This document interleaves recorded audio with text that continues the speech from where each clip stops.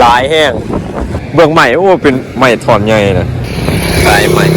ระวังรถได้น้องขายแนวใดอ่ะเนี่ยมัด10,000บาทโอ้โดยผ่านน้องมาแต่บ้านใดเนี่ยมาแต่ดักจึงโอ้อายเคยไปดักจึงอยู่เฮ็ดให้แล้วเบิดแล้วบ่โอ้แล้วขึ้นมาถึงนี่ก็ได้เดี๋ยวอายซื้อซอยคนละมัดซะอายกับบ่มีคือกันสิซื้อเมื่อดังไฟจางมานี่มาแต่ดักจึงมาขายอยู่ในผู้หนึง500,000ผู้ละมัดอันนี้ซื้อจังใดน้องออนไส้ผู้นี้เด้ฮะเอวได้เข้าโรงเรียนอยู่บ่โอ้เอวจักปีโอ้สุดยอดเลยเป็นนำเอาใหม่แล้วก็ติดขึ้นเอาเสือกรุดบัดนี้เอาเสือกรุดเอาเสือกรุดไล่ต่อไปบัดนี้เอาเบิ่งว่าเพิ่นสิได้บ่ใหม่นะกูแหละไปเรื่อยเลยโคตรโพแม่นำซิกล้องพี่น้องหลายแห้ง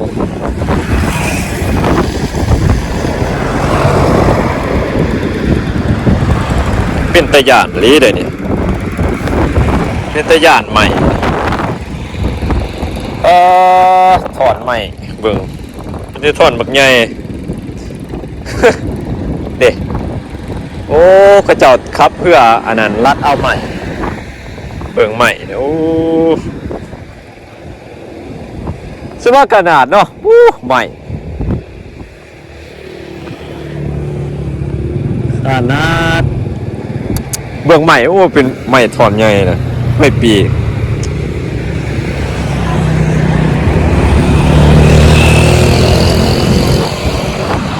ขนาดเนาะซ้ำนี่แล้วบ่น้ำเนี่ยว่ามันสิหรือว่ามันสิขึ้นกว่านี้พยองก็จับเพื่อกันขนาดเก่งในคนครับเพื่อเขื่อนนี่อยู่ใส่เขื่อนครับปล่อยอยู่เนี่ยหรอโอ้เขื่อนห้วยหอบมาเนี่ยโอ้น้ำขนาดคันว่าเต็มพื้นอันนี้เนี่ยโอ้ย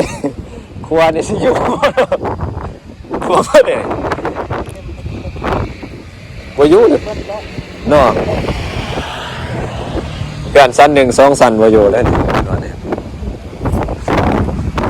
แค่นี้มาเคลื่อนซีขมานกับปล่อยเนาะเป็นตะยานต่อใหม่ล้วนๆมาขี้เหอะ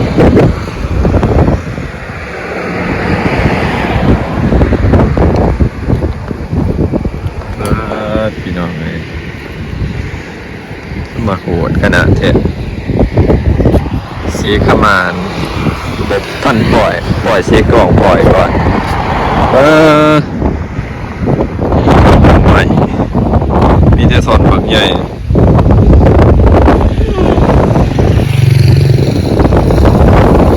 นี่ก็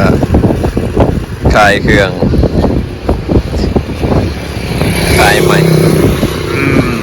ไม่แปลกสาหาไม่แปลกมาขายไม่แปลกมาขายเรียกมาแต่บ้านใดแต่แบบพี่น้องที่อยู่ทางเขตไก่มาแหละมาขายตัวน้ำย่านเครือเนี่ยสิไลในกันว่าถืออันนี้ขนาด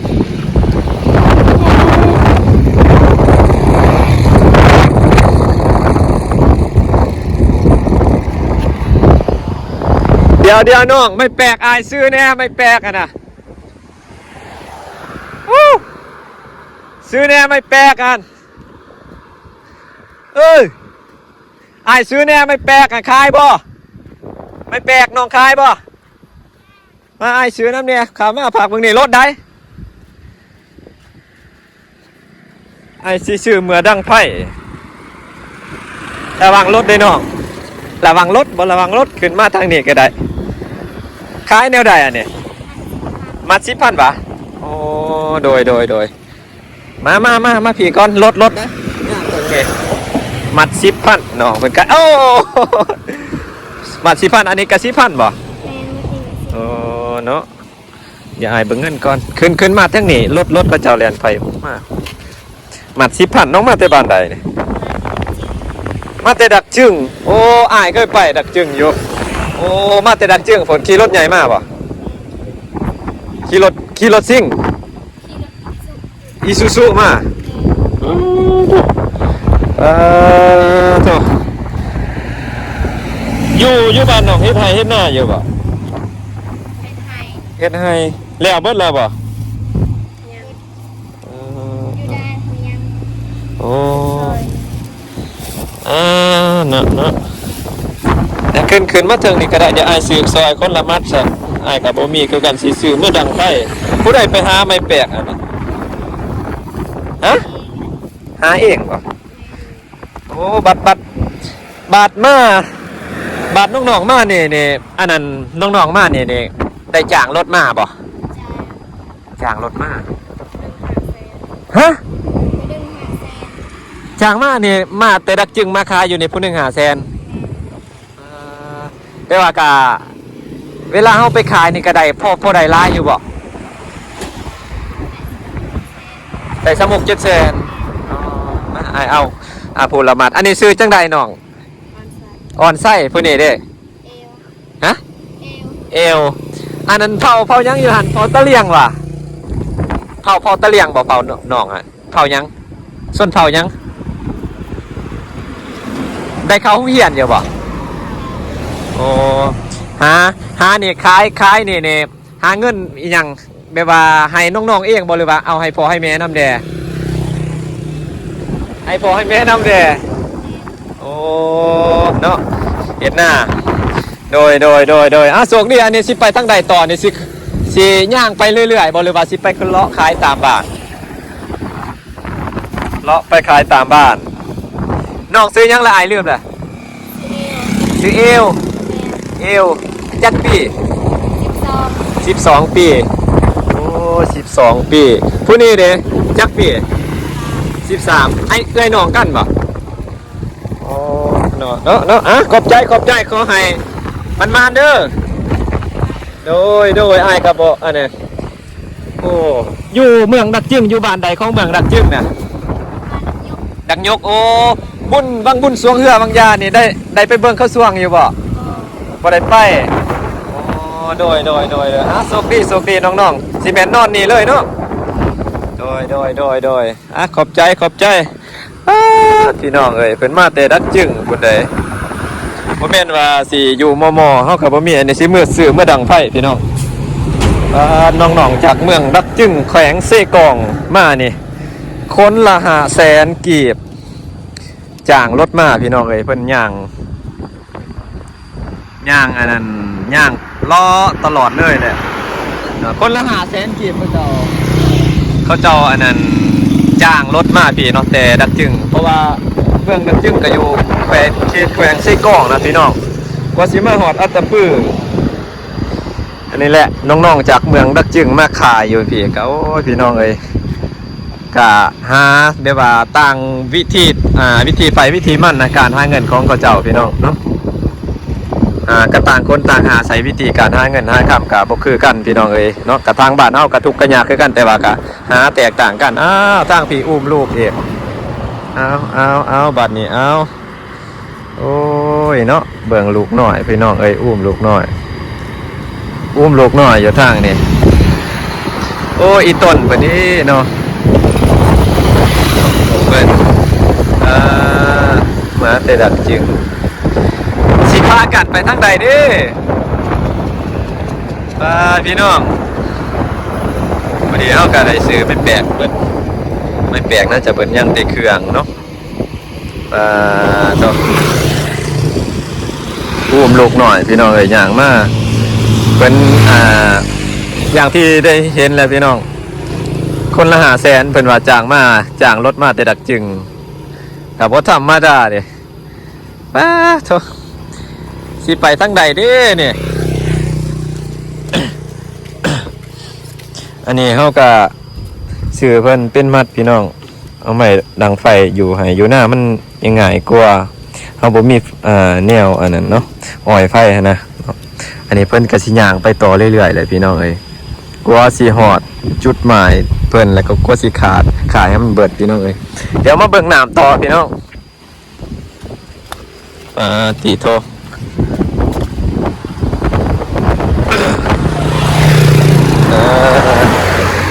ขวาสีกล้องไม่นำเสกล้องเบิ่งทอนใหม่โอ้โธ่ขนาดเบิ่งพี่น้องเอ้ยเป็นตะยานแห้งต่อใหม่ใหญ่ต้นใหม่ใหญ่นะว้าวโธ่เมื่อขนาดกันนี่เป็นตะยานอะลีโอ้โธ่ตลอดเลยแบบว่ามันไปตามกระแสน้ำเนาะบนใดมันอันนี้ขนาดเบิ่งแล้ว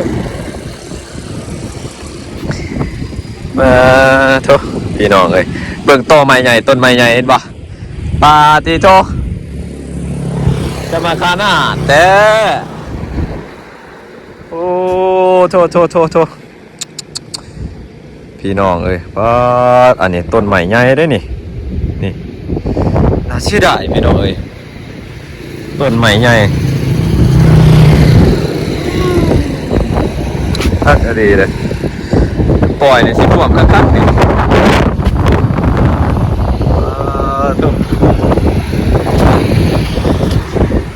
สิท่วมแห้งเลยกดต่อไม้ใหญ่โอ้โธ่ป้าขนาด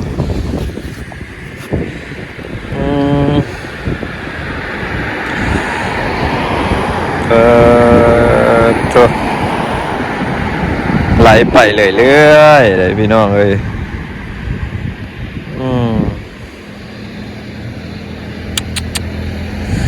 เบิดขึ้นเนี่ยก็สิ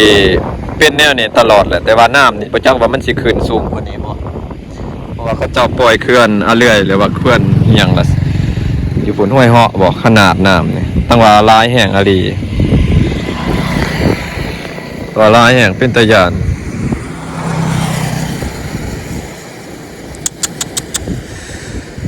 โอ้โธ่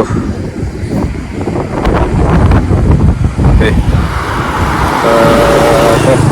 เรื่องพี่น้องเอ้ยโอ้เห็นบ่จักต่อใหม่ต่อขนาดโธ่เยอะแฮงขนาดคันนี้ผู้สาวโหดแท้ครับพี่น้องเอ้ยรอถ่ายติดตามเบิ่งว่ามันสิท่วมหอดบ้านเฮาบ่พี่น้อง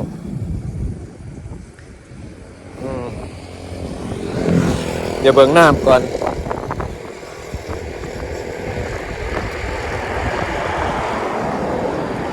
ไหลมากตลอดเลย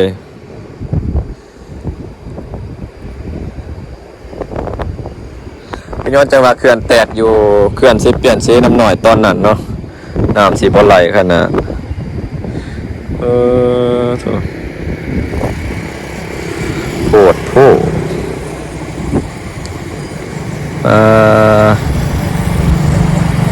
น้ำเสกองแต่ว่าไหลแห้งอะไรเด้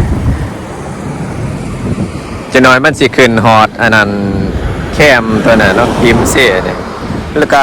ขึ้นสูงพอสมควรเลยพี่น้องเลย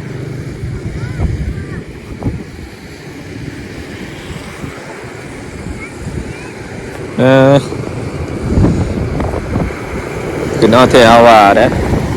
เบิ่งอ่ะถอนใหม่บักใหญ่มีแต่ถอนใหม่ใหญ่เป็นตะยานเนาะแต่ว่ามันสูงขึ้นไม่ว่าเกือนซ่านบานซองเนี่ยก็บ่อยู่ได้นี่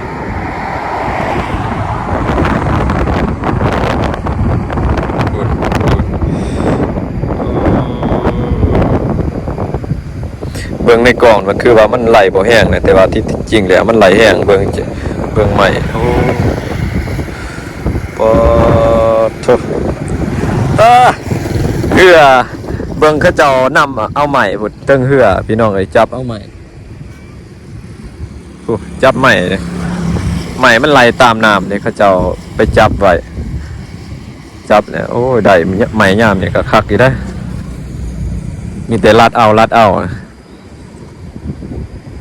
โอ้โถโอ้เบิ่งเอาเบิ่งก็จับใหม่นะพูดโอ้พี่น้องเอ้ยเพิ่นน้ำใหม่ตัวนั้นเนาะนี่ใหม่ถอนใหญ่ก็มีว่าโถโอ้เป็นดันเอาใหม่โอ้ใหม่ยาวดิใหม่โอ้กระโดดเพิ่นสิว่าโถมันสิหอดพี่เลยเพราะว่าเพิ่นสินำใหม่อะนะโอ้จับใหม่นะฮะนั่นดิโอ้สบายบัดนี้เพิ่นผูกกับเหือไว้นับเป็นน่าจะสิผูกใส่เหือไว้ได้ไหมโอ้เนี่ยเบิ่งนี่ไม้ถอนใหญ่นี่ไม้นี่สมบูรณ์โอ้สุดยอดเลยเป็นนำเอาใหม่โอ้โธ่ผูกเสือกแล้วเป็นผูกเสือกแล้วโอ้เสียดจังได้บัดเนี่ยติดเหือขึ้นโอ้ไล่เหือออกแล้วก็ติดขึ้นเอาปวดเลยเอาโธ่ไปเลยตามนี่ได้เป็นเอาใหม่ได้นี่โอ้วิธีการเอาใหม่ของเพิ่นโธ่เขาฟังเลยใหม่ใหญ่เป็นกกเลยนี่ใหม่โอ้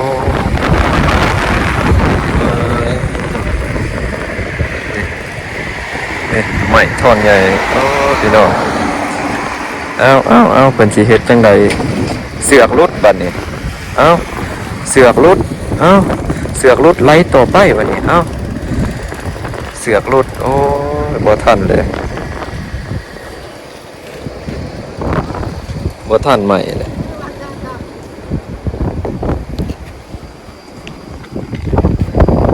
ลุยน้ำใหม่บ่เถอะเป็นน้ำใหม่ดิเดี๋ยวสิไปเบิ่งฝามาเป็นน้ำพอดผีแล้วดิพอไซส์เลยใหม่โอ้กล่องครัวพี่น้องเลยพูดนี่ตัวถอนใหญ่พูดไปปั่นใส่เนี่ยเลยถอนแบบง่ายโอ้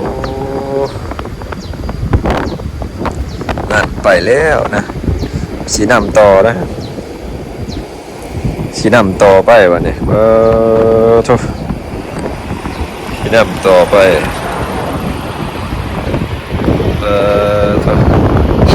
เบิ่งมาเพิ่นสีใดบ่ใหม่นะกูเลยไปเรื่อยเลย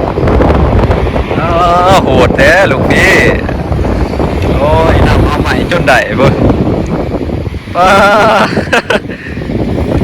เพิ่นสิเฮ็ดจังไดบัดนี้เพิ่นสิขึ้นมาได้บ่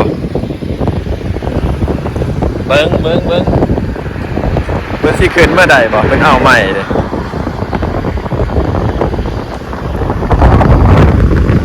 เบิ่งว่าเพิ่นสิขึ้นมาได้บ่พี่น้องไหลไปเลยนะฮะกดจนสุดน่ะโอ้ไหลไปเลยตามใหม่มันแก่ไปเลยเลย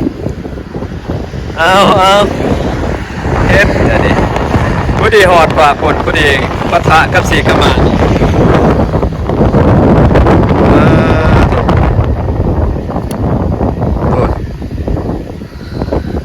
ปาดดีโถอิดแนวได้บัดนี้ก็สิได้ใหม่เอาเบิ่งก่อนซูมได้สักเนี่ยนะพี่น้องโคตรไหลไปตามน้ำเลยเนี่ยเอาย่านเหือเพิ่นสิคอม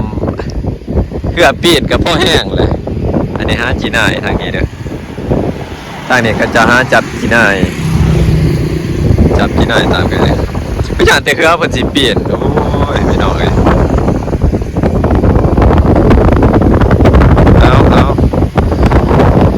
สีได้ง่ายอยู่โอ้ไม่อันนี้เป็นหอดฟังเลยเป็นสีผูกเลยเป็นการสิผูกใส่กับตัวนี้ เบิ่งคนแก่เลยนะหันเอาสิแก่เลยเป็นปลูกได้แล้วเป็นสิแก่เขาฟังเลยฮะโถเป็นสิแก่เขาฟังเลยเอา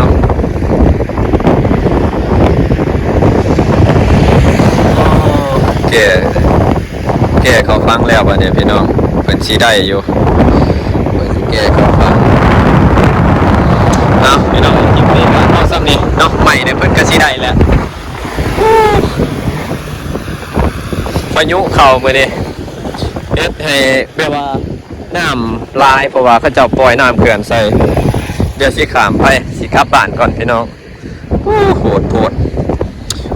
เนาะเอาพี่น้องคลิปนี้เอาซ้ำนี่เด้อพี่น้อง